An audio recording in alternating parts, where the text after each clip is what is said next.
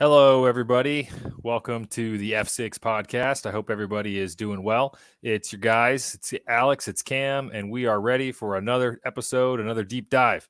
Cam, how you doing tonight, man? Doing great, man. Having a good night so far. It was my mom's birthday today, so shout out, happy birthday, mom. And Nice. now I'm ready to dive into the reigning Super Bowl champs. That's right. That's right. Absolutely. So, and thank you everybody for joining us. Of course, we are live on YouTube right now. So, if you're going to join us on YouTube, excited to have you here with us. Of course, you can leave comments, and we'll go ahead and display those in the show as we go along, answer your questions, and then of course we will post this tomorrow to our audio feed on Apple Podcasts and Spotify and Google and all that fun stuff. So, just as a reminder, we also have our AFC and NFC overview shows. Those are out. Those are posted. And the one we did before this was our Washington Commanders deep dive. So we're going to follow some of the same structure that we did for the Commanders. We're going to give you guys a good overview of the offseason, some things that stand out to us, and of course, looking forward to this next year. And what's to come. So with that, I don't think I need to spend too much time on the overview. If you don't know who the Chiefs are, then you're not watching football the last few years. They are the reigning Super Bowl champs. Of course, beat the Eagles in this last Super Bowl. I think it was Super Bowl 56. No, 57. Man, I can't even get them all mixed up now. 56, I think. Anyway. 57. I knew it was one of those. So there we go. Brain fart to start the night. But of course, they, from a coaching perspective, minimal changes. We talked quite a bit on our last show, actually, about Eric Bieniemy, who was the offensive coordinator for the Chiefs, leaving and going to the Commanders, and kind of talked a lot about what that could mean for the Commanders. So definitely go check out that show if you haven't listened to it yet.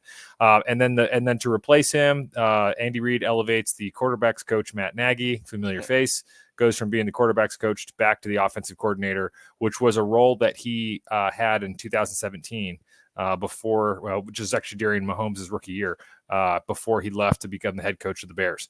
So familiar face back in the offense. I don't anticipate significant changes, in the way that the Chiefs operate offensively. Andy Reid is still the mastermind, still the one kind of behind the play sheet, making the calls. So I don't see a major change there, but I know that Nagy is certainly familiar with the way that the Chiefs go ahead that they try to do things. So I don't see a real big change over there, but so we can go ahead and go straight into projections. So, Cam, what do you got for us for the over/under this year for the Chiefs? All right, so the Chiefs' win total is currently 11.5. Their division odds on division are at -140, which actually was bet down from -180. So going in an interesting direction there, and they have the 28th easiest strength of schedule. So top 5 in difficulty, which when you go through their games, seems a little. It's gonna be hard. They play out of division. They play the Bengals, the Bills, the Eagles, play the Dolphins and the Jets too, who are projected to be even better this year. So they have a tough road, which is probably why their win total is only at 11.5. But man, it is hard to root against Andy Reid and Patrick Mahomes, no matter who you're playing. Yeah, absolutely. And I also remember, I think last year they started the season with the hardest schedule, and I know that that's based on previous year statistics. So it's not always perfect because, there's certainly teams that can take a step back, and then there's always surprising teams that take a step forward. But if I recall, last year the Chiefs had the hardest, if not one of the hardest, schedules in the NFL, and they ended up being Super Bowl champs. So I guess it shows you the cream always rises to the top, right? Yeah, it looks funny now because their first 5 matchups are the Cardinals, Chargers, Colts, Buccaneers, and Raiders. So they don't seem like world beaters going into 2023. But at the time, these teams all had a different outlook. Things change so quickly. There's so much turnover in the NFL. Only thing that seems pretty consistent in today's day and age is that Patrick Mahomes is always good, and the Chiefs always no one can root against them. Or bet against them, should I say. So, my personal projection, I think they take the over even with the difficult schedule. I think they get 12 wins this year. I initially wanted to say 13, but after looking at the teams they play, I think they end up losing, 1 or 2 more than you'd initially expect. And so 12-5 is my prediction. How about you, Alex? Yeah, I'll probably say 13, only because I mean that's you know you look at the Chiefs. Let me see their win totals under Patrick Mahomes. Pull this up real quick. So since Patrick Mahomes took over, 12-4, 12-4, 14-2, 12-5, and 14-3. So yeah, I mean, they haven't lost. I mean, 12 is it seems like, at least with Mahomes at the helm, it seems like 12 is the basement. It's the floor, you know? So I'll take one above that. I'll take 13, which I guess would be 13-4, which I think will win the division for them. I don't know if that'll take the number 1 seed in the AFC though. You know, last year it took 14 wins. So, you know, there was both the Bengals and the Bills were right behind the Chiefs. You know, I think with 13 wins each last year.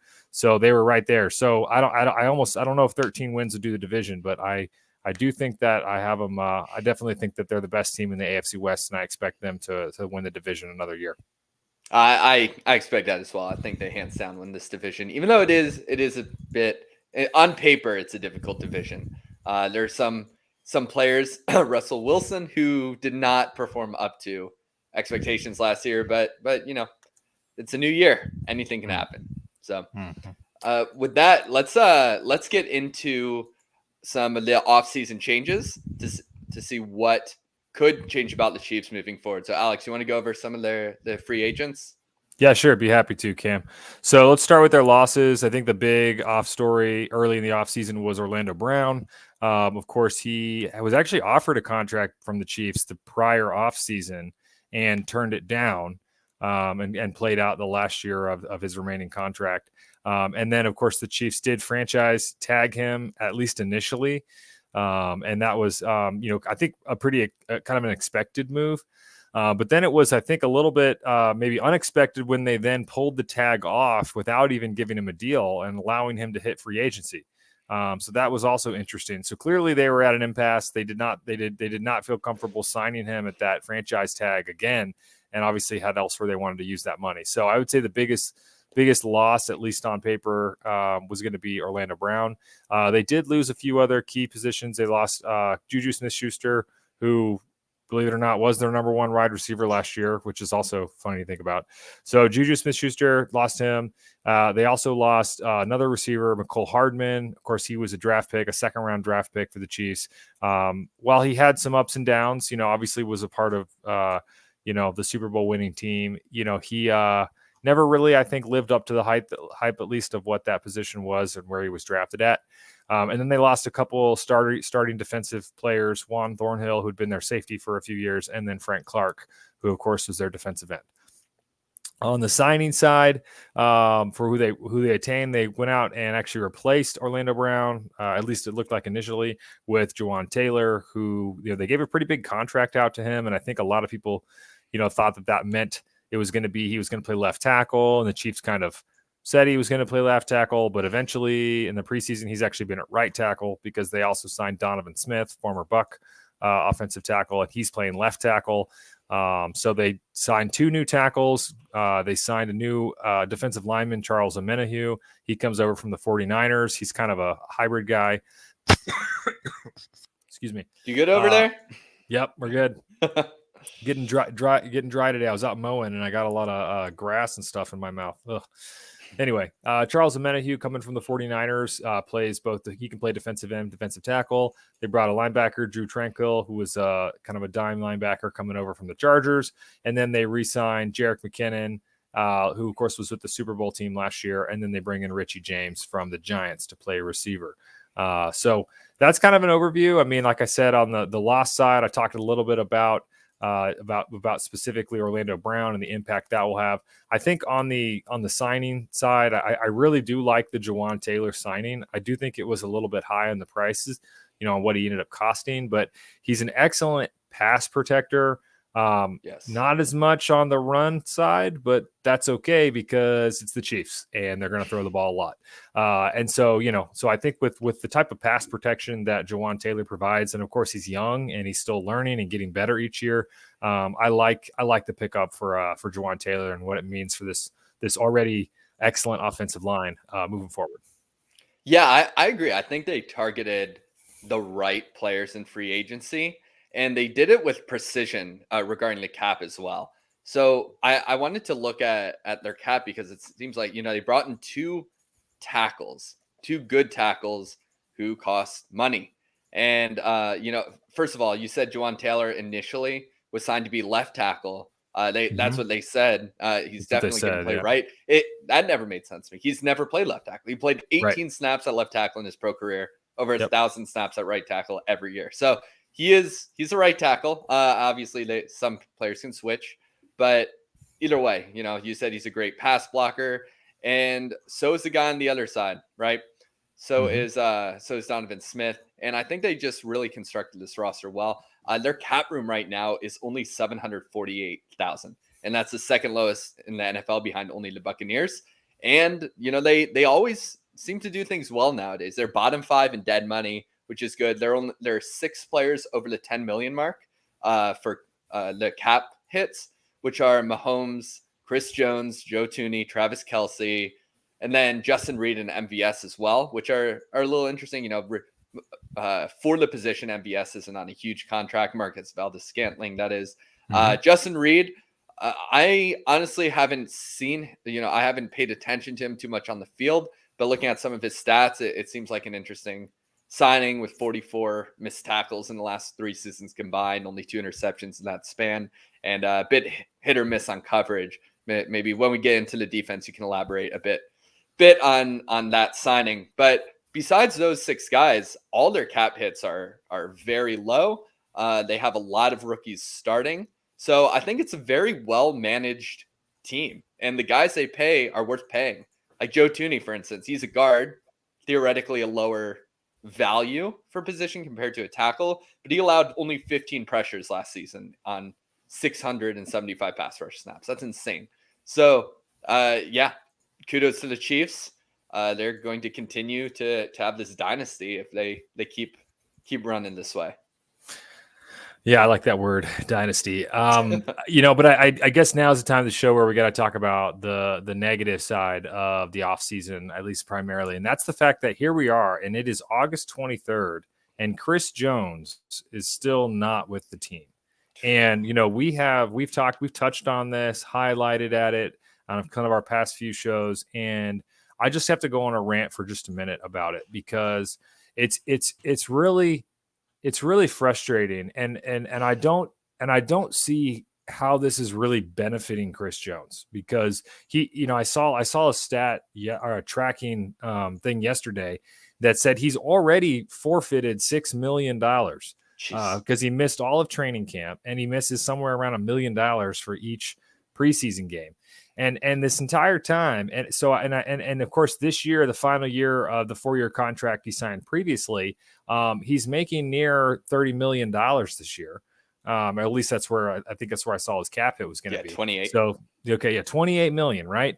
And apparently he's holding out because he wants $30 million. So and I understand that some of it's the long-term security that comes with that. He's 29, so I know it's probably maybe one of his, or at least some folks might consider it one of his last chances to go and kind of get the bag. But I think the part that bothers me the most about it is that the 3 superstars, the building blocks of this team, are obviously Mahomes, Kelce, and Jones. And clearly Mahomes and Kelce make less than what they're worth, right? I mean, that's just obvious, right? Mahomes is already down. I want to say he's 8th or 9th or something in total quarterback contract, which is pretty ridiculous. 7. I think 7. Okay. Yeah. So isn't Daniel Jones above him, for an example? Come on, Daniel Jones at least, is making more money than Mahomes. I mean, not long-term, but you get the point, right?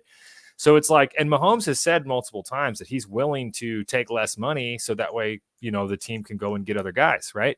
And then you look at Travis Kelce and just the whole tight end position in general. I mean, you look at Kelce's production, he's outproduced. He's one of the most productive players catching the ball. He's outproduced a lot of most wide receivers, and a lot of those folks, those wide receivers that make twice as much money. And he's even said he doesn't care as much about the money; he just wants to win. So I think what frustrates me the most about this is that Jones is already making $28 million, right? So he's already one of the top paid defensive linemen in the league this year. And then he's going to hold out and just not even show up. And then he even said a tweet yesterday that a fan asked him, didn't come back? And he said week 8, which of course week 8 would be the bare minimum for a player to accrue a year, right? And that was that whole strategy that Le'Veon Bell said he was going to do. Of course, he ended up sitting out the whole year, but for it to count, for it to accrue as an NFL season, you have to show up by at least week 8. So, I mean, I know some of it might be maneuvering. Who knows? Chris Jones might be in the building tomorrow. But it's starting to look ugly. It really is. And it's starting to at least really look like there's a chance the Chiefs start the season and really go into the first quarter to half of the season without Chris Jones, which I think completely changes this defense. And I think it's frustrating because the tone that's been set by Kelce and Mahomes is to take less than what the superstar value is, so that way we can, the team can keep getting guys and keep the roster stacked. And for Jones to go completely against that, I think is really frustrating. So now I'm going to set off my I had to get my rant out. Now it's out of the way. I will step off my soapbox. No, you're good. You're good. It makes sense. It makes sense that you're frustrated with this whole situation. And, just looking on paper, we won't spend much more time on this, but he had the single highest pass rush win rate for an interior defensive player in the NFL. 18% according to PFF. Not only that, he had the highest PFF run defense grade on the entire team. He's ridiculous. So he's amazing. He's phenomenal. He's future Hall of Famer probably. Yep, maybe he wants his contract sooner rather than later. But the dude's gonna get a contract, whether it's this year or next year. He's getting 20. His cap hit this year is $28 million, right? So if the Chiefs do not sign him to a ridiculous Aaron Donald type of deal, someone else likely will. I understand wanting to get there sooner, but is he losing more money by holding out now in the long run? I don't know. I don't know the whole situation. I'm not his agent, but it seems a little ridiculous at times. With some of these guys will do. And another thing that I agree. We don't need to spend too much time on it. But another thing that I just found interesting is that a lot of players now are doing kind of that hold in, where like they come to camp, but then they just like, I'm not going to practice, right? But they're still getting paid, so they don't have to take those hits. And so it's kind of weird that Jones is like, nah, I'm good. I mean, and the hard part too is that the Chiefs obviously could just franchise tag him. So even if let's say he shows up at week 8 and he balls out the rest of the year, he's in shape, he's ready to roll, right? He stays healthy. Well, then, like, if the Chiefs still aren't ready to pay him, they technically could franchise tag him at least once or twice more. And the tag is going to be pretty similar to what he's getting paid right now anyway, because he's already getting paid near top dollar. So I understand the frustration, but it's like, and I know that this is the bargaining chip that he has, but I think that he is truly the key to the defense, and he knows that, and it's difficult. It's going to be difficult for the Chiefs, because also going to say Charles Omenihu, who was brought in to potentially be at least a guy to take some snaps there and at defensive tackle to relieve him, is suspended the first 6 games of the season, so he's not even going to be there. So that's almost even just further strengthens Chris Jones's position. Yeah, Omenihu's more of an outside guy anyway, right? But yeah. He's like hybrid, but more defensive end. Yeah. Yeah. And the defense there, they often put 3 so-called defensive ends on the field at a time to get, try and generate that pressure, get a better speed rush going. They do a lot of clever things, which we'll talk about when we get into the defense. But while we're on the off season, let's head over to the draft. All right. And I can start with this one because Please do. I always love the Chiefs drafts. Back in 2021, I had late first-round grades on both Nick Bolton and Humphrey. And then I had a second-round grade on Trey Smith. So I know he ended up going, 6th round? He had that yep. Yeah, blood he had clot. That health issue. Yep. Yeah, blood clot. Yep. So was it clot?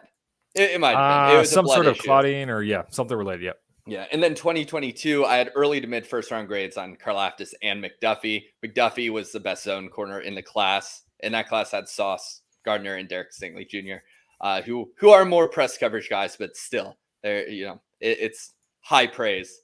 And then I had second-round grades on Sky Moore and Leo Chanel, and I thought that Darian Kennard would be an elite run-blocking guard somewhere if given the opportunity. So pretty much through and through, I've always liked their drafts. And then getting to this year, my guy in this draft, it was Felix Onyedika Uzomah. He was the third edge on my board. He was 17th on my big board. They took him 31st overall.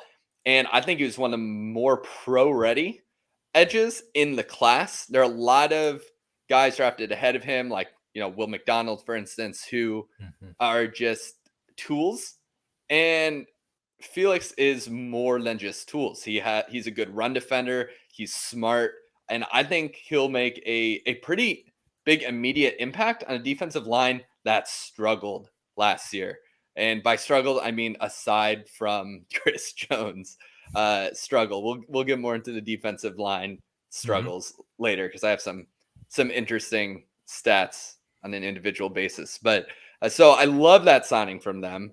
And then Rashee Rice was their second round pick, and he's 50th on my final big board, and got him at 55, wide receiver out of SMU. He's also kind of a project, very, very toolsy. He got littered with targets his last season at SMU. But you see some tendencies of where he likes to be physical, even when it's not needed. So he'll win the start of a rep and almost slow down just to try and bully the guy and then go for a contested catch. So he has, Sky Moore was their second round receiver last year. He didn't play. He never played more than 50% of snaps in any given week. I think he's going to have a much bigger year this year, but it seems like they get the guys they want, and then they teach them, and then they play, right? So I think that was a good pick for them in a pretty wide open wide receiver room. And then just to quickly hit on the rest of their draft, they got Wanya Morris, offensive tackle from Oklahoma. He had tremendous improvements from 2021 to 2022. He definitely didn't really look draftable in 2021, but he has good movement skills, over 35-inch arms, and he's just a developmental swing tackle. He's played both sides. So I like that pick because the two guys they signed at tackle, they're not old, but it's always good to have that insurance swing tackle. Yep. The 119th pick overall was Shamari Connor. He's a safety or nickel from Virginia Tech. He played box, slot, deep, but he only started playing deep in this last season, deep as in free safety. So maybe they're hopeful he can replace Justin Reed next year. I know Justin Reed, I believe they could cut for a good amount of cap space next year. I can look up how much in a bit, but pick 119 seemed high for a lot of people. So maybe, we'll see if he can develop into something more. They seem to really hit with those late round defensive backs. So he was a good pick. The 166th pick, BJ Thompson. He's an edge from the, Stephen F. Austin, the Lumberjacks. I have never watched that school play football. He's 6'6", 243. He's listed as a linebacker. He's definitely an edge. I didn't watch his tape, but the Chiefs need edge, and I guess he was at the top of their board, so they took him. They had two more picks, Keandre Coburn, nose tackle or defensive tackle out of Texas. Again, his tape was hit or miss. He had a ton of flashes. He's a big boy. He's 6'2", 332 at 6'2". So he has that leverage. He's short. He can get up on your shoulder pads, and he has that weight where he can't be moved back. So he's a pocket collapser and run stopper. And the Chiefs need some big guys after Saunders went to New Orleans. And then the last pick of their draft, 250th. Was that a compensatory seventh, or might have just been their seventh? I think it's just a seventh. It's late. Another cornerback from Ball State. He's another small school guy. He's an outside cornerback at 6 foot 189. But again, last year they had their two outside starting cornerbacks. A lot of the season were day 3 rookie defensive backs. So they like these guys. They seem to do pretty well last year. Not an elite group in there for day 3 pick rookie season players. Not expected to be an elite group. But, overall, I really like the Chiefs draft. I can't praise their first pick enough. The only reason I haven't put any money on him to be the defensive rookie of the year, despite having incredible odds, is like plus 3,500. It's because a lot of it's a popularity contest. So I just know if Will Anderson gets roughly the same stats, even if it's slightly worse, he'll probably be the guy, or someone of a higher pedigree. But yeah, overall, I think they they did a good job addressing the places where that need to be addressed and choosing guys that fit what, the specific skills they need as well. Yeah, I agree with you there, Cam. I mean, I think that the Chiefs, I think under Brett Veach, have just done a great job. There's very few guys I look back on. I mean, every team has misses. Every team has misses, and Veach has a few. I know his very first draft pick, I think, was actually a guy named Breeland Speaks, which I think he took in like the second round. Not even I think he actually was in like the XFL or like the USFL or something last year. So I mean, he certainly has had his misses, but he's made a lot more shots than he's missed, and especially think about last year. Last year was supposed to be kind of a retooling year. I mean, the Chiefs, of course, traded away Tyreek Hill, took that as draft picks. They had got an extra first and second rounder, so they had 2 firsts, 2 seconds, and so they really last year was supposed to be that rebuilding year, and yet they are able to not just draft guys that can jump in and contribute right away, but their coaching staff, bringing them up to speed, bringing them along, and then winning the Super Bowl in a rebuilding year is just really incredible. So, there's still, we'll talk more about it. There's still some holes and things in this roster for sure. It's not a perfect roster, but it's truly amazing. I mean, Patrick Mahomes is you just can't sing his praises enough. He's so good that, he can compensate. He can compensate for holes in the defense. He can compensate for, not having elite non-Travis Kelce pass catchers. I mean, he compensates in so many ways. You don't have to have an elite run game. Even if there's holes in the offensive line, he'll find a way. And so it's exciting to see, how these rookies get in here. Obviously I'm going to be watching, I'm excited about King Felix. He certainly, with Frank Clark gone, has an opportunity to jump right in there as a starting defensive end. They might start with Mike Dana, who's a guy who's been in the system for a few years. But I don't think it'll take long at all before, Anadike Uzomah is on the field opposite of George Karlaftis. Another guy, I think Rashee Rice has looked outstanding in the preseason. I know it's preseason, can't take too much from it, but he looks big, he looks strong, he looks fast. Excited to see sort of how he comes along and jumps into the offense. And then the guy that I think could surprise people is, I know you mentioned him, I think Keondre Coburn. Yeah. I think he has a shot for sure. I mean, Derek Nottie is still there. He's sort of the default starter, but Derek Nottie did not play very well last year. When they needed a big body inside to stop the run, they went with Colin Saunders, who at the offseason last year was like, folks weren't even sure if he was going to make the team. And then he made the team, of course, and really had a great year last year. So there's a really big hole there. I mean, Derek Nottie is sort of waiting for someone to take his job. And I think that Keondre Coburn he's flashed some potential, especially at that size, some athleticism, for being, how big he is. So I'm excited to see him. He hasn't really stood out a whole lot in the preseason, but how much can a defensive tackle stand out in the preseason? So we'll see what happens, but I'm excited to see him out on the field. Yeah. 6th round defensive tackle, no less, who outweighs Nottie by about 15 pounds and is certainly quicker off this snap. So I think he might end up winning the job pretty quickly. Yep. But we will see when we get there. And I just had to go off down a rabbit hole to look up Breeland Speaks because I forgot about him completely, man. He has 1.5 career sacks. Second round pick in 2018, been around 1, 2, 3, 4, 5, 6 different NFL teams for short stints on practice squads. Not the best way to start. His most famous play, especially since he was Veach's first pick, which is funny because Veach was just getting it figured out. But anyway, his most famous play was actually when the Chiefs in 2018 were playing against the Patriots, and he started to like kind of sack Tom Brady. And then he let Tom Brady go. And then Tom Brady was surprised that the whistle never blew and that Speaks didn't tackle him. And then he ran into the end zone for a touchdown, late in that game in the fourth quarter. Pretty wild. So that, so Speaks, his most famous play is not sacking Tom Brady. Anyway, poor guy. I hope he's not listening, or maybe he is listening. If it is, then, welcome in. Best of luck to you. And you're welcome to come and listen to us rant about random things. All right. So let's go ahead and go to our grades, Cam. I'll start. I will give the Chiefs a B for the offseason. A B because I didn't love. I think they moved the needle in some positive direction, particularly when it comes to, I think, moving on from Andrew Wiley and moving on from Orlando Brown. I like the guys that they brought in to replace, especially, at honestly, Brown and Jawaan Taylor, pretty similar in cost. And Brown was originally a right tackle that the Chiefs had taught to play left tackle. So, I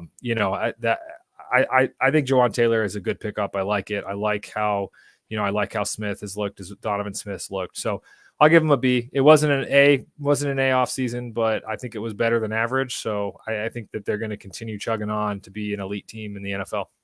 Well, maybe I can change your mind. I know you're biased, so you can't say this as easily, but I'm giving them an A, and that's because I don't know what they could have done better, too much better, given the competition of other NFL teams with more space to work, earlier draft picks, etc. They brought in the tackle. Now, having two new tackles with an existing offensive line, there can be some chemistry issues off the bat. But if they're going to bring in two guys, these were the right guys to target. They didn't completely break the bank, and they are great pass protectors. They knew what they wanted, and they got it. They knew they had struggled from the edge, and they got Omenihu, who had a significantly higher pass rush win rate last year than anyone on the Chiefs, barring Chris Jones, of course. And then their draft. I love their draft for what they had, for the picks they had. It's not like they were able to get a Will Anderson or a Devon Witherspoon, top 5 pick, but they addressed the positions. They got the right players, and they ended with under $1 million of cap space left over. So I think they played the game, and I think they'll be a better team because of it. So all you can ask for is to improve upon the team that just won the Super Bowl, and I think they did. So I'm giving them an A off season. I fluctuated a bit, but you can't ask for more than what they did. I like it. I'll take it. Yeah, absolutely. Got to keep the dynasty train going, baby. All right, so let's go on into offensive rankings. You ready for my hot take? The Chiefs have a hot take. The Chiefs will be an elite offense. Okay, there we go. Hot take of the day. Obviously you have to, you don't ever know what injuries can certainly ravage any team, right? So injuries aside, if we're just looking at what's on paper, I think if the tackles get brought along, when I look at the units, I look at a elite offensive line, especially if the tackles, play at the same level as the tackles last year. The interior of the offensive line is elite. Obviously Travis Kelce, best tight end in the NFL, amazing. And, whatever you need him to do, he'll do it. And then with the wide receiver group, I don't even think, it would be nice if Toney is ready, but even if Toney is not ready, Kadarius Toney, I still think that the Chiefs will be able to do what they need to do with whoever's out there, with MVS, with Sky Moore, with Rashee Rice. They really like Justin Ross. He got some runs with the first team in this last preseason and has been healthy so far. Even Richie James has been turning some heads. I know he's a guy that, Cam, you've talked about in some of our previous podcasts. So, and then of course you add Kadarius Toney, if somehow he can get healthy and add that speed element to there. I think Mahomes has enough to work with. The running game, I think Pacheco will be back, and he brings some of that physicality that the Chiefs running game, I think, lacked a little bit in previous seasons. So, and then you add in Andy Reid and his schematics. So I would be shocked if the Chiefs are not top 5 in offensive categories. Yeah, as you know, I go through and rank every team, and right now I have them ranked 3rd. It's the 3rd best offense. I fluctuated between 2nd and 4th a decent amount, so it's pretty much a toss-up. That's not a hot take. I have a slightly hot take built into this. My top 5 are Eagles, and then number 2 I have Dolphins, who I think will win their division. And I have Chiefs, Bengals, and Bills. I just like the Dolphins, man. But we'll get into that in a different podcast. Hey, for those of you that have listened, that was Cam's pick. So, we do our picks on this show live for everybody. Yeah. So that way we can't go back and say, oh, that's who I picked. Y'all got to hear who we picked. So, Cam's going to ride or die with the Dolphins this year. Apparently. So, yeah, the Chiefs coming in at third. If you want to put them anywhere from first to fifth, I'm okay with that. Anywhere outside the top five, probably underestimating Mahomes. And yeah, with that, should I get into the tendencies and start going through the players? Let's All do right. it. So with Nagy coming in, I don't think anything's really going to change on the way the offense is run. How this offense usually works, they have a West Coast offense. It's almost exclusively from shotgun. I believe at least it has been over the last few years. And they run through the air. They have a very shallow routes often. Mahomes passes a lot. They can dump it off. They have very well-designed routes underneath and vast route trees for their receivers. And I think that's also a reason why a lot of rookie, Sky Moore didn't do as much last year. You have to learn to be efficient throughout the route tree. So they, when it comes to running, they do mostly zone runs, but they've been incorporating more gap. This last season, they had nearly a 67% rate of zone running, and that is, pretty much 2 out of every 3 runs. And they use motion a lot, and they do that to better read the defensive coverage types, right? They do it for a reason more than to just get a guy from, to a different starting position. They really learn a lot about the motion, and they do it early and often so that they can make adjustments throughout the game. So I think, again, hot take, the team has run really well on all fronts. I do think they'll run more gap this year because Pacheco, I liked how he ran gap more. I brought that up in a previous podcast. Pacheco had 111 zone runs to 57 gap runs. So he did run more zone, but just with the style of offense and with their offensive linemen not being the best run blockers, some more just designed assignments, if you will, where it's, this guy blocks this one guy, you pull one of your all-star guards to lead the way through a hole, and Pacheco just runs as hard as he can in one direction. That's just probably, I think that'll work pretty well. So, look to see how they alter their run game, but the passing game is not going to change, right? You let Mahomes do what he knows how to do. They have a lot of layered passes as well, layered routes, and Mahomes can make any throw. So it's a very fun offense to watch, not just because of Mahomes, but also because of the way Andy Reid designs his plays. Just fun. Yeah, he does. He's kind of like a mad scientist, like he's just on the chalkboard all day. It was funny. They asked, I guess just to show you how much these coaches, the elite coaches, how much they live and breathe football. During the offseason, I saw that one of the reporters asked Andy Reid what he did on vacation, and he said he designed plays. So, like, he was supposed to be on vacation. I mean, you could just see him. He's sitting there on the beach with a notepad, just like drawing plays. So he's funny. I love it because you get a lot of these, these older coaches, and it's they know how they like to win, and a lot of them run the ball first and foremost, and they don't really change. But Andy Reid adapts. Not just he every season, but not just that, he adapts throughout the season and depending on the matchup. And he's just a very smart coach. And a lot of people don't realize the work that goes into it. It's not just designing your playbook and then figuring out what works best. It's designing the playbook and then constantly improving it daily, weekly. So and he has Mahomes to make up for anything that he might not be doing perfectly. So with that, unless you have anything else to add to how this offense operates, we start going through the roster. Yeah, let's do it. All right. So I don't want to spend much time on this quarterback. I've graded that position in A+. It's Patrick Mahomes. If you want to hear someone talk about him more, listen to any game Chris Collinsworth has ever spoken. Announced. You will hear Patrick Mahomes' name. So, yep, undisputed, best in the NFL. I don't think there's much else to say. A+. And Alex probably doesn't have anything else to say either because there's nothing to add to that. Patrick Mahomes, baby. Let's get into the skill group. Alex, do you want to talk about these guys because they're sure. Ross. running with the first team. Yeah, go ahead. Yeah, we talked about it a little bit. I mean, I think I already kind of listed off some of the guys that I think we'll be watching.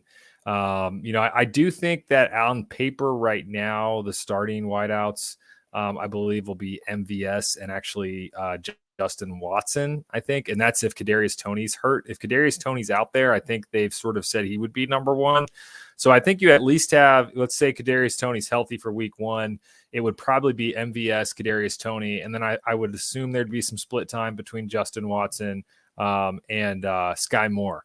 So I think those are probably your first four. After that, you have Rashee Rice and Justin Ross that are and Richie James, some combination of those three that'll probably be fighting for some snaps after that. Tight end is Travis Kelce. And then, other than that, you have some other guys. I mean, there's Noah Gray, who's probably number 2 tight end. He's been there for a few years, but nothing, he's fine, but nothing too exciting there. And then I would say at running back, of course, we talked about Pacheco a little bit already. Most likely Clyde will be the backup with Jerick McKinnon kind of coming in as a third down back.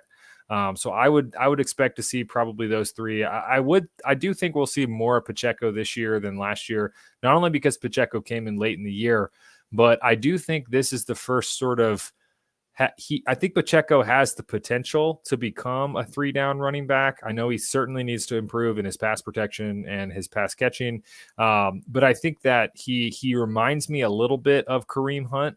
Not as polished, but I know that, of course, when Kareem Hunt was back on the Chiefs in 18 and part of 19, there wasn't any other running backs on the field. It was Kareem Hunt all the time, pretty much. And so I think that it's not, Andy Reid, if he has the right back that can do it all, then he's not afraid to kind of move towards a more of a sole running back situation. But I think until Pacheco continues to develop, I see that as more of a committee.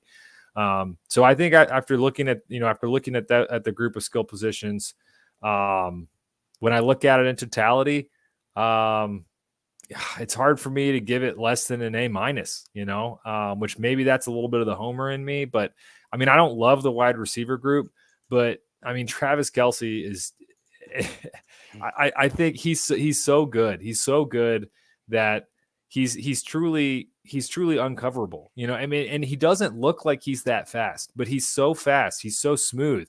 You watch him and you're like, how is that guy always open? But he just has those, he has a way about him that I remember they interviewed these different, corners, safeties, and linebackers talking about Travis Kelce on the NFL Top 100. And they all said, like, he kind of lulls you to sleep because he kind of breaks out and he doesn't look like he's moving that fast. You're like, and then they're like, and then all of a sudden he's like 10 yards past you, like in a dead sprint. And you're like, what the hell? How'd that happen? I just think that there's room for improvement, but with Travis Kelce out there and Mahomes throwing to him, I think Pacheco is serviceable. And I think with Mahomes, the wide receivers will get it done. So I got him at an A-. Okay. Something interesting about Travis Kelce, kind of funny. I was doing some film studies on route running for players coming out of the 2022 draft, I believe. And I was trying to find perfect examples of footwork on like whip routes and just short yardage. And I kept coming back to Kelce. I was trying to find an outside receiver. It's like, okay, there's Devontae Adams. He's elite. And then Travis Kelce was just picture perfect footwork for so many of his routes. I knew it was great, but I didn't realize how refined he was until I really, really looked into that. So Kelce is good. Not much else to say there. He elevates this wide receiver. Agreed. So much. Yes, he does. That can't be overstated because this receiving core by itself on paper, it's not that good. Now, I like Kadarius Toney a lot, but he can't stay healthy. All right. And we hear that a lot is player can't stay healthy. Here's Kadarius Toney. All right. I'll run through it real quick. So since he came into the league, August of 2021, hamstring, October, ankle, 2 consecutive weeks because he had a re-aggravation. November, this is still 2021, quad, he missed 4 games. December, the next month, oblique, missed 3 games. December again, shoulder. So that's 2021. 2022, in May, he had a knee tear, which required surgery. In August, again, football hasn't been played yet. he had a hamstring, and then that caused him to miss 5 games. In November, hamstring. Now 2023, football hasn't been played yet. He had a meniscus trim surgery. So when I say he can't stay healthy, I'm not categorizing him as all these other guys who have had, like, oh, Dalvin Cook had an ACL tear and has a shoulder injury. No. He can't get on the field. And something that a reason I think that might be occurring is his movement patterns. And don't misinterpret what I'm saying. But if you go back and you watch, all right, bring up a big name. If you watch Barry Sanders run, he can be at a dead sprint, plant his foot, change direction, and displace himself like a full multiple stride lengths off of one cut. Kadarius Toney is one of the few people I've ever seen who can do that. His college highlights are some of the best football out there, and no one can move like him. But that means his knees don't hold up, his hands don't hold up. Apparently none of the rest of his body does too. So if he gets out there, I think he is a stud on the field. I know his targets per route run is through the roof, and I'm just going to assume he's not going to be there a lot this season. Now, that said, you had mentioned that Justin Watson is taking some first team reps. I hadn't seen that. What I saw from their first official depth chart and from a couple reports is that with Kadarius Toney not on the field, it's MVS and then Sky Moore has been taking all the first team reps. And then Justin Watson and Rashee Rice are kind of subbing in, splitting some time when needed.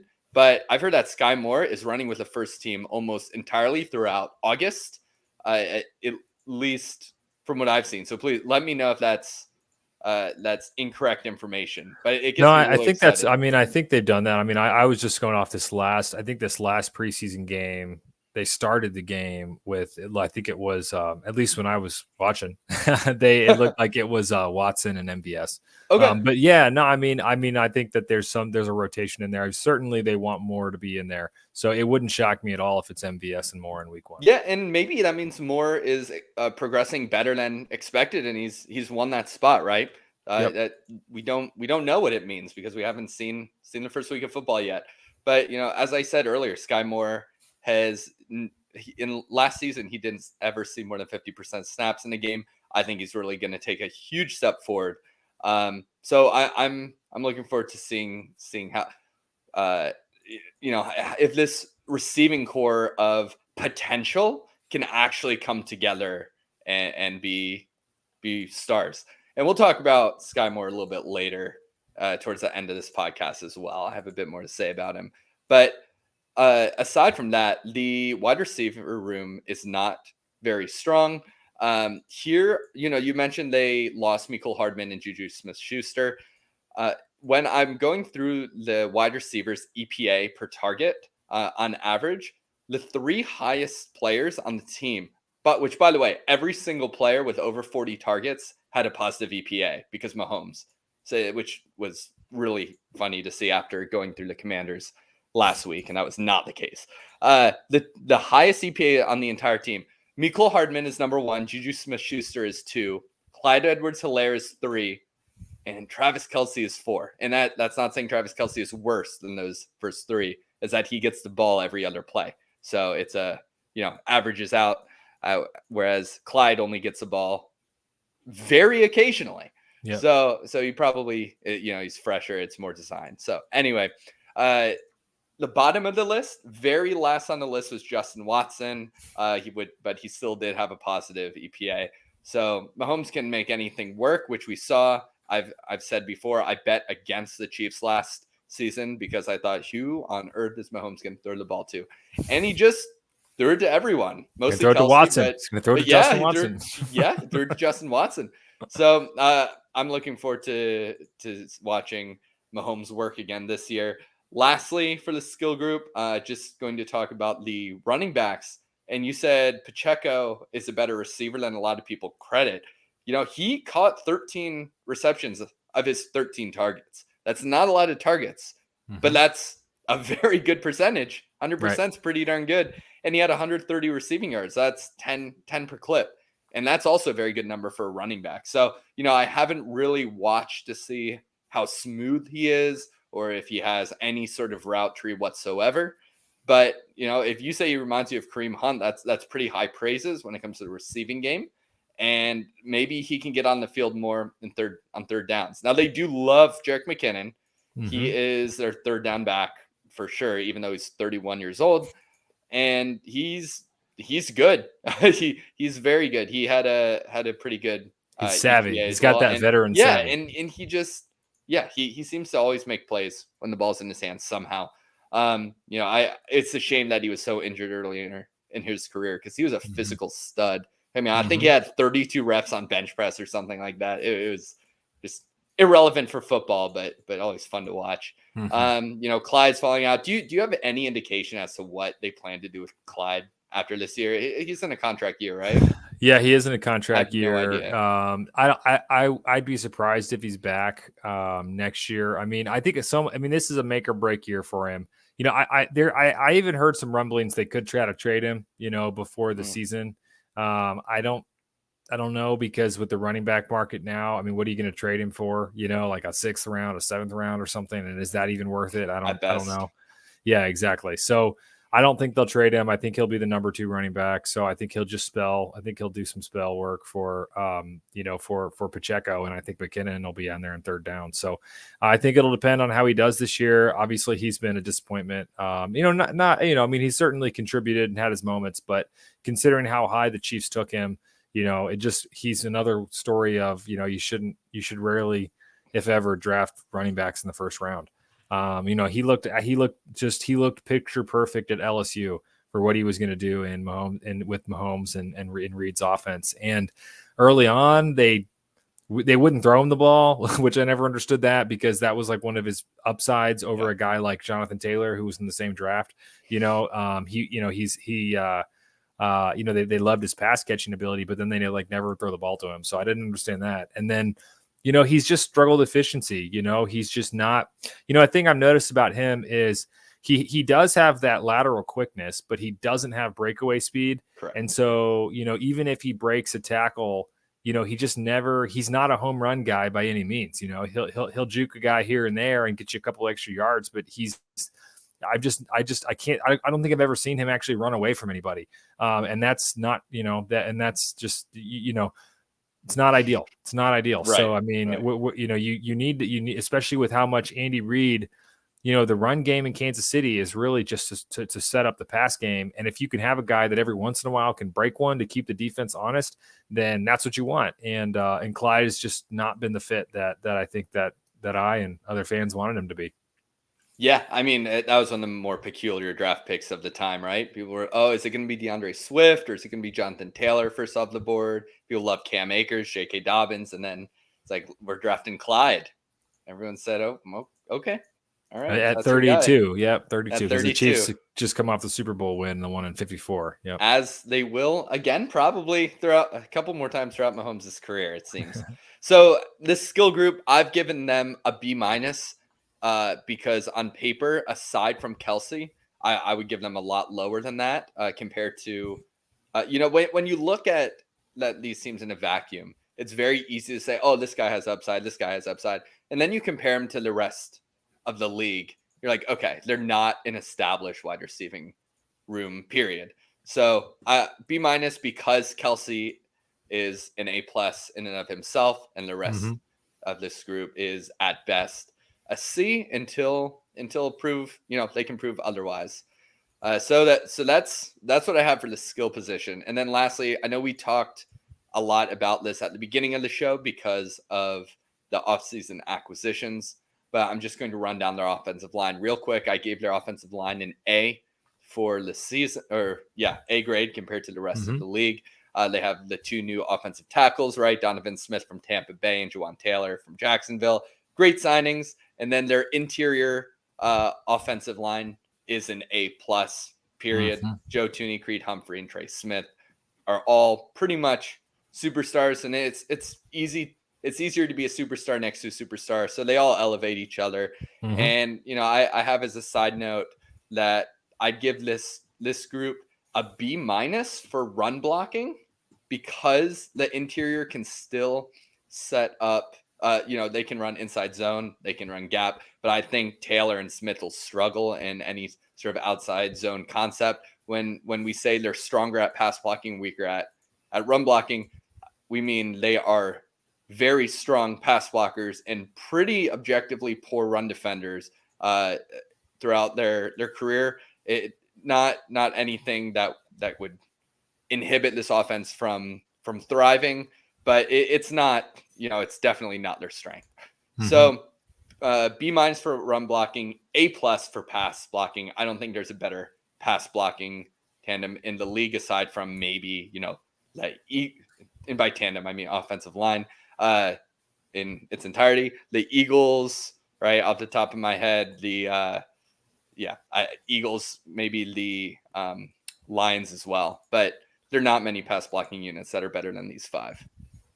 Yep, I would agree with that. And when they run the ball, it's going to be Pacheco up the middle, right? Yeah, exactly. Behind Trey Smith and Creed Humphrey and Joe Thuney. They play to their strengths, and so they know what they're doing. Yep. Awesome. All right, well, let's roll on to the defense then, Cam. So as far as defensive rankings go, why don't you kick us off with that? All right, so this is probably far too generous. I have them 9th because I like everywhere that they addressed in the offseason, as well as a lot of their starters going into year 2. I think that's going to really be a big jump. The defensive tendencies were interesting because they were pretty evenly spread between cover 1, cover 2, and cover 4. They also, interestingly enough, had one of the highest cover 0 rates in the entire league, although still comparatively low to the others. But that was interesting to see. I think it was top 5 of any team in the NFL. That's so Spagnuolo they really, on like almost every third down. Third down, he's like the 0 blitz. Yes. And that's it. They're a base 4-3, but they have that joker role and they have a heavy blitz emphasis. I mean, in 2022, these are pass rush snaps by non-defensive linemen, right? Nick Bolton had 68. Willie Gay had 60. L'Jarius Sneed had 59 pass rush from the slot, baby. And he lined up on the defensive line. I mean, they changed these guys around. Justin Reed had 42, and there were a couple of backup linebackers who had 33, 23. McDuffie blitzed a decent amount, 16. So they just rotate these guys around. They love to blitz. They love to show just new looks so that offenses can't get comfortable. So I love this play calling because it's fun. It just seems, it's fun and effective. So that's one reason that even though on paper they're probably not 9th, I just like how this team operates.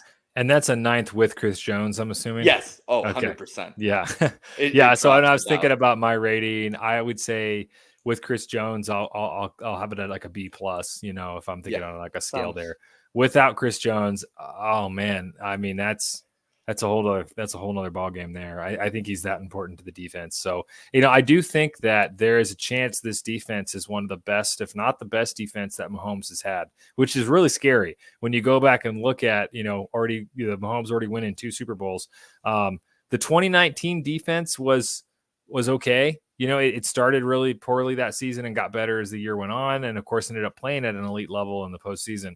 The defense last year, considering how young the guys were, with having, 4 rookie defensive backs and then just playing better and better as the year went on. So I think all those guys will take a step forward. I think a guy like McDuffie, I'm really excited to see him in year 2.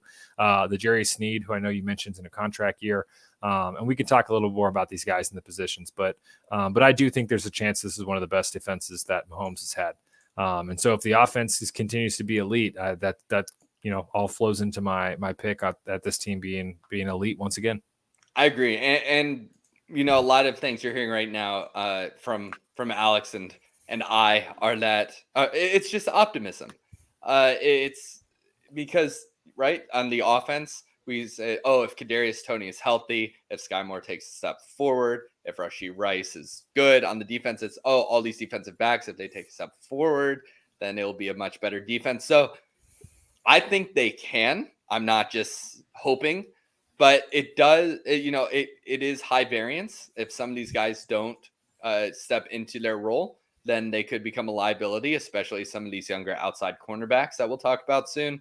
And so while if they all take that step forward, this could be a Studley defense. Chances are that that's not going to happen, and there will be some holes by the end of the year that need to be addressed again in the offseason. But right now, it's a very solid foundation of young players who have good opportunity and showed promise last year. So with that, let's get into the defensive line. I'm going to go through this very quickly.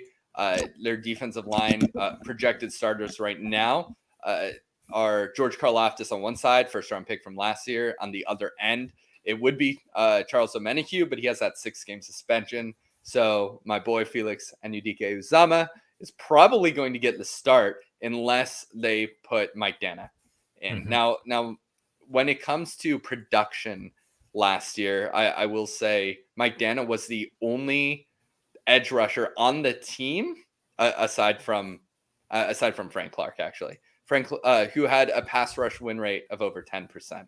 Frank Clark had 10.9. But he rushed from outside and inside. Mike Danna, he's the only guy who had over a 10% pass rush win rate. For all other qualifying edge rushers that year, Karlaftis had 8.8. And after that, I mean, Dunlap had 6.9. Malik Herring had 0% on 59 attempts. That is not crazy. Good. Still on the roster. So as a backup, backup. Yes. 59 attempts is nothing. Yeah. But still, I had to bring that up. They just they need guys to succeed on the edge. And it's a lot easier to succeed on the edge when Chris Jones is playing because he draws double teams often up the middle. He is that interior bulldozer. He can wreak havoc up the middle. The guy projected to start next to him, as we brought up, is Derek Nottie. And he's a bigger guy. He doesn't have that pass rush prowess that you like as a 3 tech, on pass rush downs. So the interior could really be a problem if Chris Jones isn't there.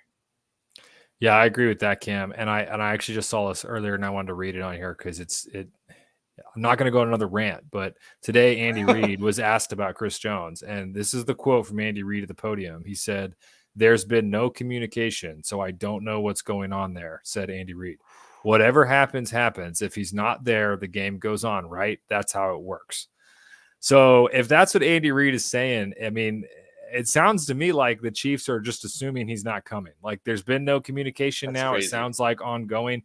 And I don't understand how there can be no communication. Like, I just don't get that. Like the whole point of the agent and the GM is to be like hashing this thing out. So it's like, it just seems like they're so far off. If they're not even talking, it's just, I guess, waiting for the other side to blink or something. But I don't know. I mean, Andy Reid usually plays things close to the chest. Even just reading that quote, he sounds pretty irritated about it. So the Chiefs obviously did not anticipate this from Jones. They thought they were going to have him back in. Andy Reid hates it when guys miss camp. He's been that way his whole career.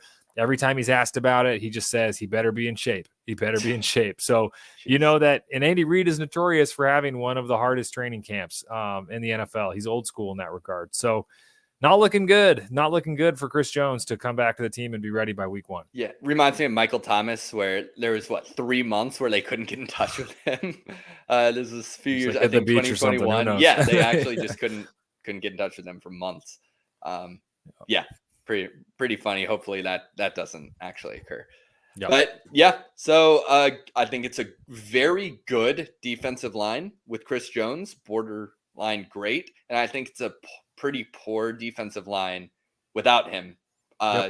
Mostly because then that means the edge rushers are going to get higher rates of double teams, and it just won't have so much success. So Derek Nottie is not going to be scaring people on the interior. No, and neither is Keondre Coburn. Right. Yep. So agreed. Well, maybe. All right. Yeah. So let's keep rolling then. Let's talk about the linebackers. That's more fun. So I mean, I think, and you can tell me if I'm wrong, off the top of my head, obviously we got Nick Bolton, playing middle linebacker. I would assume next we got Willie Gay, on the as one of the outside backers. And then I'm thinking Drew Tranquil is actually going to be taking that other role, but it could be wrong though. It could be Leo Chanel.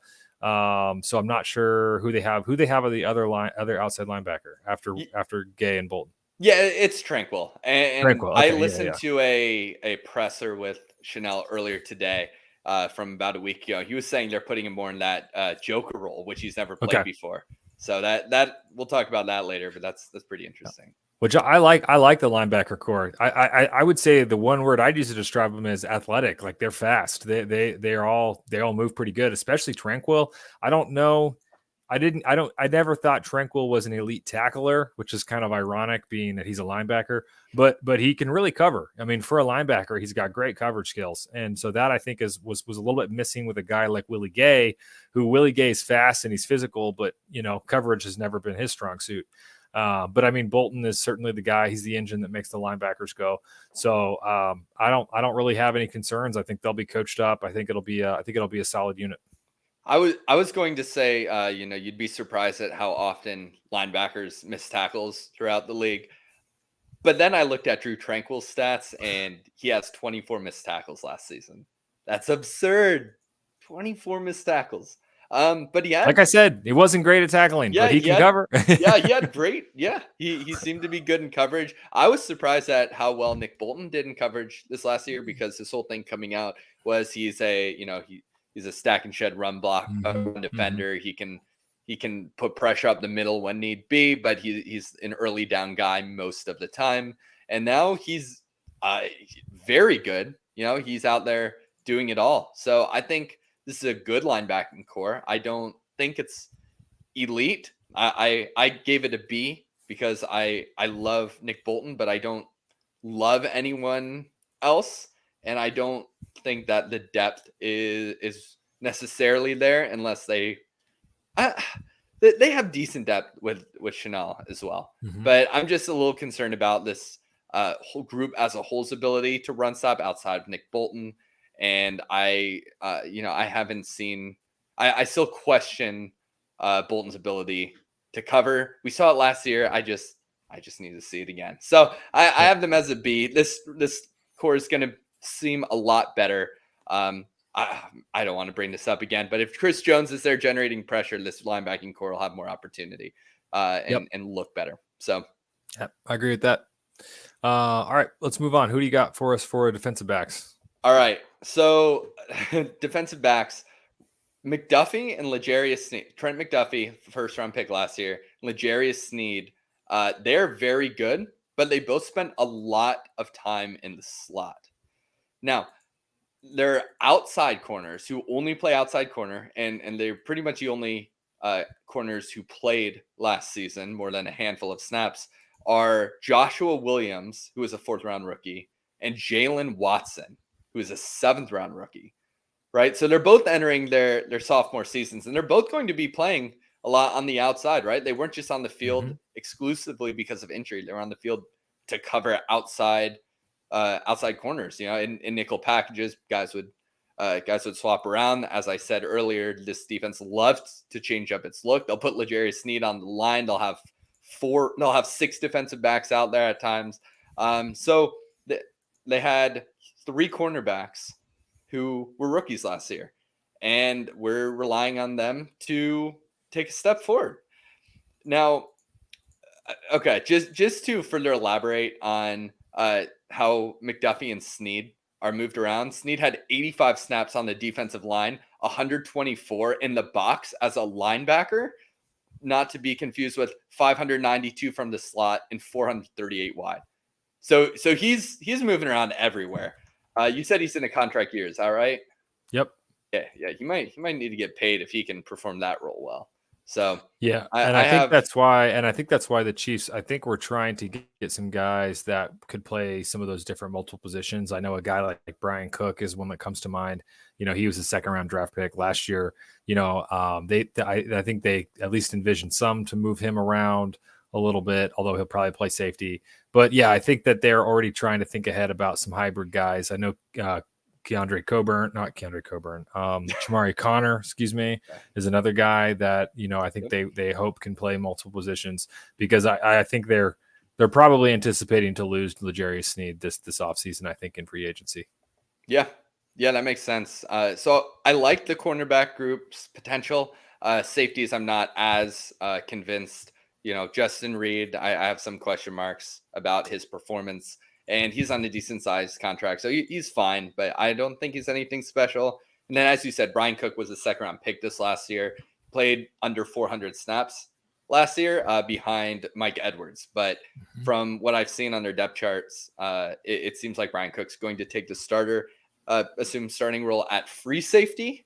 But you never know the Chiefs. They move guys around. Yep. Yeah, I think that makes sense. Yeah, I think we'll see some combination of those three. Yeah, of Reed, Edwards, and Cook.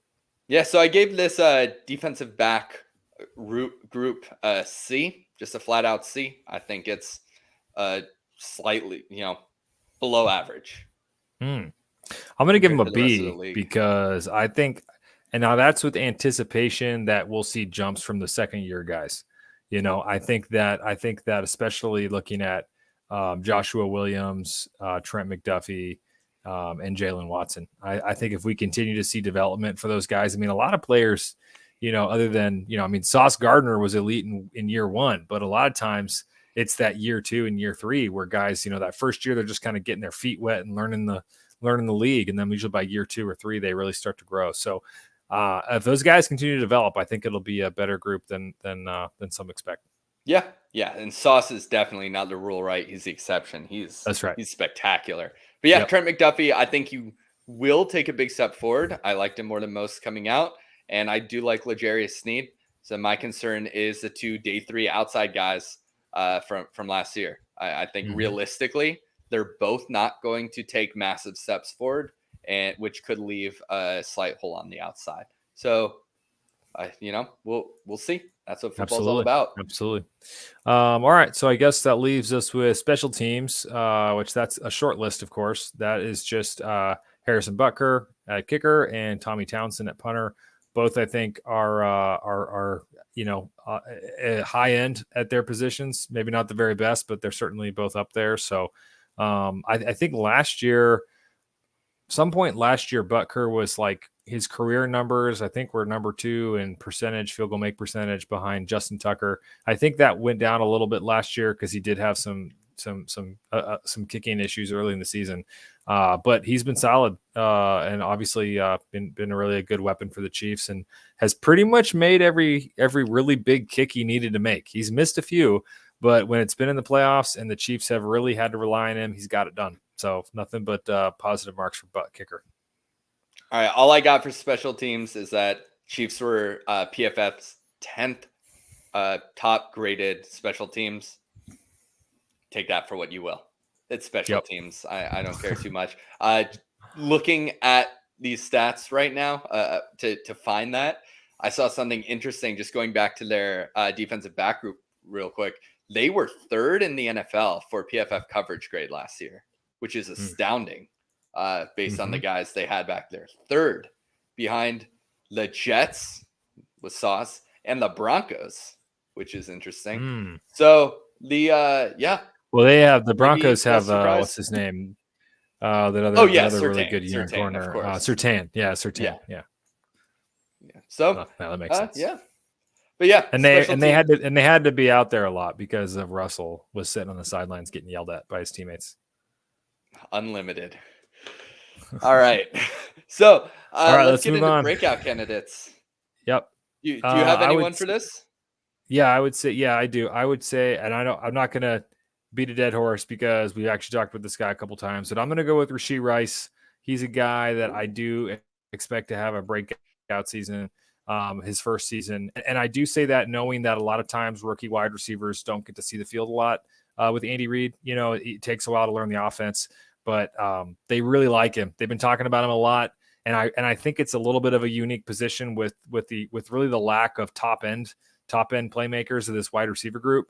I think he'll get some opportunities. And if he starts really capitalizing on those opportunities, he looks like a football player. I mean, I know it's preseason, but he's big and he's fast. And, he did have a drop in this last preseason, but I think there's a good chance that he'll be one of the first rookie wide receivers to really make a big impact and get a lot of snaps on an Andy Reid team. So I'm going to go with Rashee Rice. Who you got?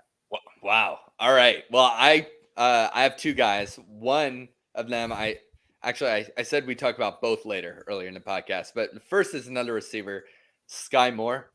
And a reason I think Sky Moore is really going to, I'm going to use the word breakout this year, is because, okay. So here's his draft profile coming out, right? He was a run after catch guy in college. He ran smooth, short, and intermediate routes. He was 22nd on the final 2022 PFF big board, which was, Mike Renner's big board, should I say. And he was the number one PFF graded wide receiver in all of college football at any level that year. He had only 3 drops on 125 targets with 94 receptions, and he had over a 60% contested catch rate, 61.5, which is a projectable a mark. Guys who have over 60% contested catch rate often can also do it in the NFL. Granted, his competition in college was not that of the SEC. He also finished first in all of college football for missed tackles forced. So he's elusive, he's smooth, he is an athlete, and now he's entering his second year. Someone has to catch a ball other than Travis Kelce, right? And he's been running with the first team reps. He's been taking first team reps when Kadarius Toney's out. It's been MVS and him from the reports I've seen over just throughout August. I watched his mic'd up earlier. He's talking with the MVS. Basically, MVS is like, leave the deep routes to me because that's not your game. And that's true. He is going to eat up underneath. And these other guys, right? Rashee Rice came in. He's more of a project, but he's also probably going to be used more as a deep threat and contested catch guy in his rookie season. And MVS is pretty much a late guy only. And his comparative success based on depth of target is pretty entertaining. MVS pretty much downfield, he's absolutely elite. He's among the best in the league. And then shallow, anything under 20 yards, he's just, the closer you get to the line of scrimmage, the worse he gets. So they need that guy underneath. When Kadarius Toney's not there, I think it's just going to be Sky Moore. So I'm looking to him to have a bigger season this year. I definitely think he'll outperform Rashee Rice. If you think Rashee Rice is going to be the guy, we should have some sort of a podcast bet for that. We should. Yeah, when you guys are listening to this, think about what Cam and I should bet on, and put it in the comments, and we'll pick the funnest one, most fun one. Funnest is a word now because enough people got it wrong to where it's now right. That's how we do things. We all get it wrong enough, and then it becomes right. Exactly. Now the other guy I have is Leo Chenal. I loved him coming out of college because I thought he had such a unique skill set. Right, he's a 250-pound linebacker who was an incredible pass rusher, but he didn't line up on the defensive line. He had, I think, 5 snaps on the defensive line in 3 years in college. He would blitz up the middle and just beat guards. I mean, with power. He's an incredible bull rusher, and he's a great run defender. Now he's not that coverage guy. He's not going to be stepping into that role at all. But I said earlier he's learning that joker role. He recently said that he's unfamiliar with pro-style defenses and the role he'd fill with on the team. So I think that's why he really didn't get a ton of snaps last year. I don't think it's because he didn't have the ability to get on the field more. I think it's that he has sort of a niche skill set that they need to figure out. He needs to refine, and then they need to use and implement properly. So, he's learning. They're going to put him on the line. They're going to line him up as an edge defender. They're going to put him in the middle of the field. They're going to blitz him up the middle. I think he's going to be more of a weapon. And if they learn how to really use him and he can sort of develop a little bit more technique going into his second year in the NFL, I think he's going to be a special kind of player who doesn't necessarily show up on the stats sheet, but who is just exciting to watch on the field and can really help out the team as a whole. So those are my 2 breakout candidates for this year, Sky Moore and Leo Chenal. I like it. I hope all 3 of those players break out as a Chiefs fan. So that gets us into the last segment we were going to go over tonight, which is going to be a matchup we look forward to the most. Why don't you kick us off, Cam? All right. So I chose 2 again. This one, I have Jaguars week 2, Now, that is mostly because I want to see if the Jaguars offense is legit. And I think a shootout between Mahomes and Lawrence would just be so much fun to watch. Now, the second one I have, this one I'm more excited in terms of actually analyzing how the game is played. The Jets in week 4, because the Jets, I think it'll be a lower scoring matchup. The Jets have a great cornerback group, right? Sauce, DJ Reed, and Michael Carter. Reed taking more of that slot role. I think they're going to be able to shut down a lot of these younger wide receivers, especially if Kadarius Toney isn't there. And even if he is, he's still not completely proven himself on the field. So I think they're going to shut down the wide receivers. I think it's going to be up to Mahomes to make things happen. And then, of course, Kelce. And I want to see how the Jets handle Kelce, because they, on paper, have a very, very talented defense this year. And the first 3 weeks of the Chiefs' schedule, leading up to that, is the Lions, Jaguars, and Bears. And a lot of people think those are going to be pretty good teams, but their defenses are not. All right. The Lions and Bears especially are just Lions might be better than people expect. But either way, those 3 are all probably bottom half defenses. So it's going to be the first real test. Now, to say test for Patrick Mahomes is absurd, right? Because he's proven everything time and time again. But it's going to be, I think, a more interesting technical matchup than the first 3, which might just be, more fun shootouts. Or at least I hope so. As a non-fan, right? I just want to see some fun football. Absolutely. No, I like those were good. I saw those. I mean, honestly, there's so many good games in the Chiefs schedule. I saw both of those. The other 3 that I later on in the season are really the next 4. And I'm not going to pick all of them, but of the 4 that I was picking from, the 17. That's right. There's the week 9 game in Germany against the Dolphins, and of course Tyreek Hill. And then there's then the Chiefs have their bye week in week 10, and then they come back and they're at home against the Eagles in week 11. And then they start the final part of their schedule, which includes a week 14 at home against the Bills, and then the second to last week, week 17 at home against the Bengals.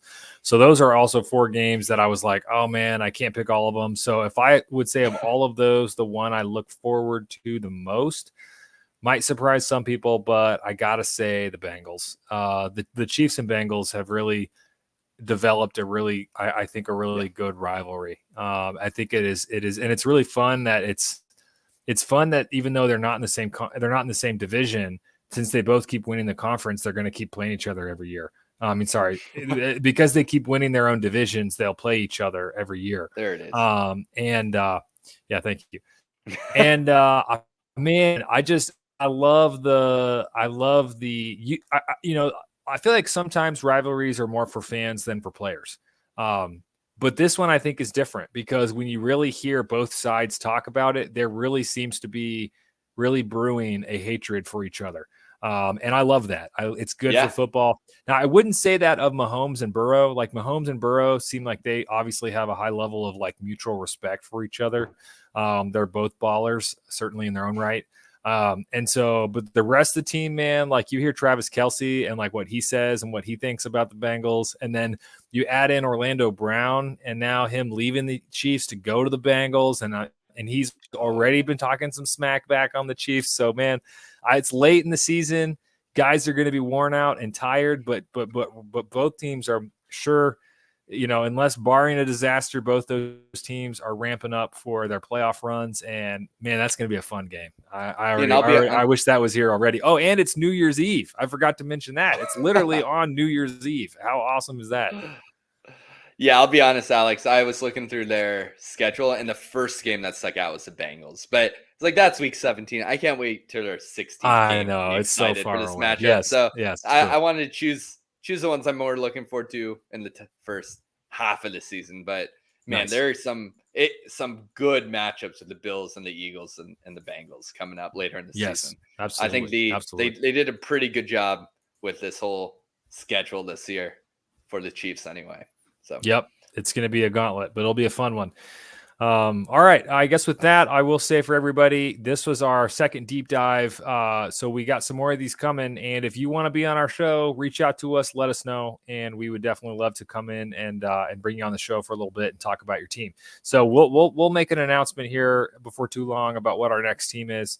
And you should see a link posted for it on our live feed on YouTube.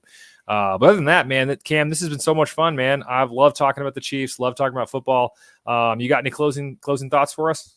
Yeah, nothing about the Chiefs. I think we covered that head to toe. But for all of you out there, if this is your first time tuning in, thank you so much for listening to the 4th episode ever of our F6 football podcast. And if you like what we had to say, drop a like, definitely smash that subscribe button so you can hear us more. And as Alex said, we'll be doing another team next week. So join us for that. And we will see you next time. Have a wonderful day, guys. Peace. Thanks, everybody. Yep. Bye.